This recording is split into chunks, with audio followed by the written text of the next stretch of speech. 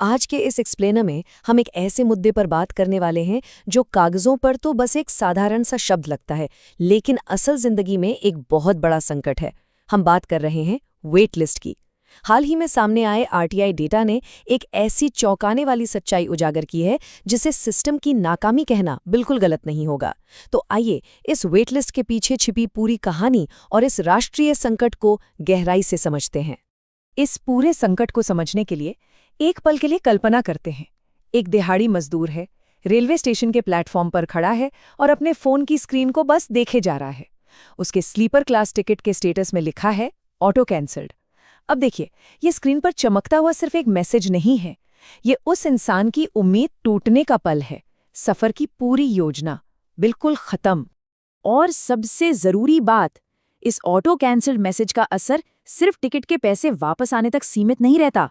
इसका एक बहुत भयानक डोमिनो इफेक्ट होता है। मजदूर वर्ग के लिए इसका सीधा सा मतलब है उस दिन की पूरी दिहाड़ी का नुकसान। मतलब हो सकता है किसी का जरूरी मेडिकल अपॉइंटमेंट छूट गया हो, कोई परिवार की किसी अहम शादी में नहीं पहुंच पाया, या किसी छात्र की सालों की मेहनत वाली परीक्षा छूट गई। और कई बार तो इसका मतलब ये होता है कि रातों रात सफर इतना महंगा हो जाता है कि वो बजट से ही बाहर चला जाता है। अब इस व्यक्तिगत नुकसान से थोड़ा पीछे हटते हैं और पूरे देश की तस्वीर देखते हैं। वित्तीय वर्ष 2025-26 के आंकड़े बताते हैं कि पूरे भारत में 3.39 करोड़ यात्रियों को सफर करने का मौका ही नहीं मिला। जी हाँ, 3,39,00,000। चार्ट बनते ही इनके टिकट अपने आप रद्द हो गए। ये संख्या इतनी विशाल है कि इसे एक बार में हजम करना भी मुश्किल लगता है। चलिए, इस विशाल आंकड़े को थोड़ा छोटे हिस्सों में बांटते हैं ताकि तस्वीर और साफ हो।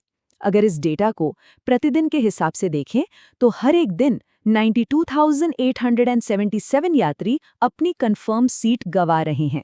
यानी हर रोज लगभग 1 लाख लोग ट्रेन में चढ़ने की अपनी बारी का बस इंतजार ही करते रह जाते हैं। इसे अगर प्रति घंटे के हिसाब से देखा जाए तो स्थिति सच में डराने वाली लगती है।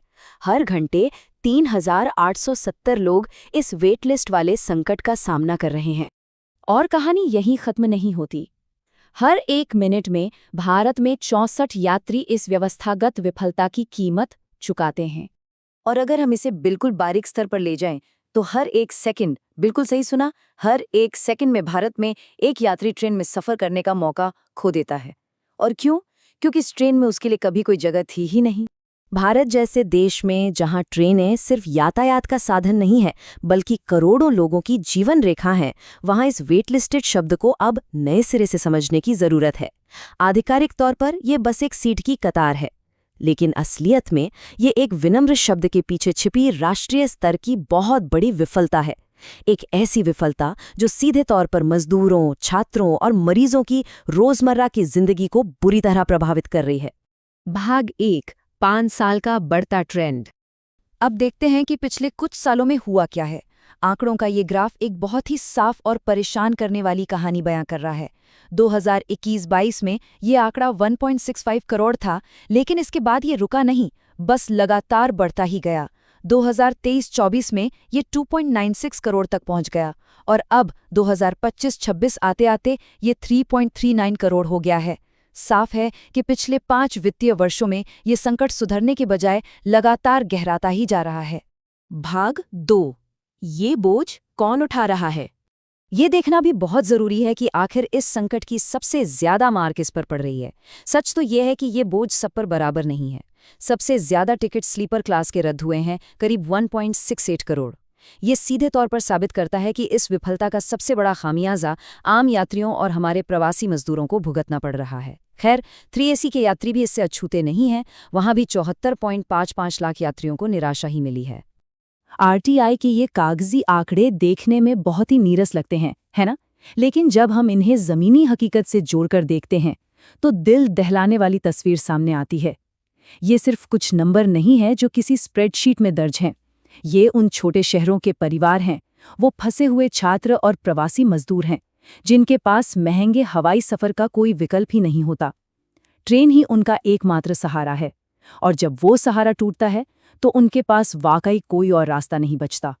इस पूरे मुद्दे को आरटीआई कार्यकर्ता चंद्रशेखर गौड़ ने बहुत ही सटीक ढंग से पेश किया है। जिन्होंने ये डेटा निकलवाया है उनका मानना है कि आज़ादी के 78 साल बाद भी किसी नागरिक को ट्रेन की एक कंफर्म सीट के लिए सिर्फ अपनी किस्मत के भरोसे नहीं बैठना चाहिए। ये कोई लॉटरी नहीं है, ये एक बुनियादी सुविधा है जो हर नागरिक को मिलनी ही चाहिए। और इसी बात को आगे बढ़ाते हुए उनका ये भी कहना है कि 10 या 20 साल बाद के सुनहरे भविष्य के सपने दिखाने से आज की समस्या हल नहीं होगी।